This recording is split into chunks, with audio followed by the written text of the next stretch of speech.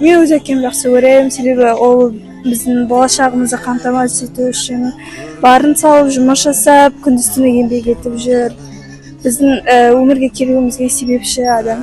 Әкем 62 жасында қайтыс болып кетті. Енді бұрынғының адамы, шаруа, колхозда қатарба айдады.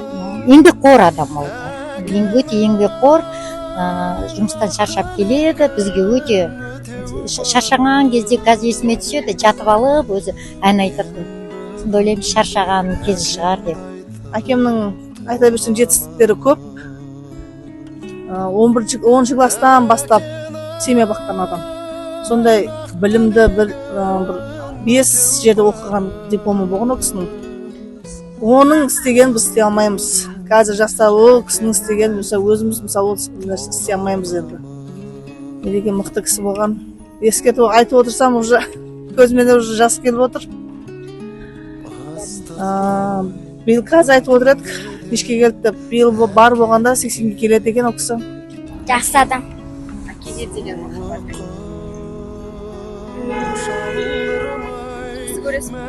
Иә, Әкең қандай адам? жақсылық жасайтын адам. Менің әкем адал, еңбекқор адам.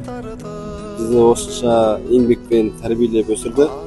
Және ең бастысы адалдыққа тәрбиелеп, біздер осындай жақсы адам болуға, жақсы азамат болуға өз үлесін қосты. Ол деген даже мемлекетке қосқан үлес деп санаймын. Әкемізге ризамыз. Он главный в семье. Он играет важную роль. На нем держится вся семья. И еще он защита всей семьи.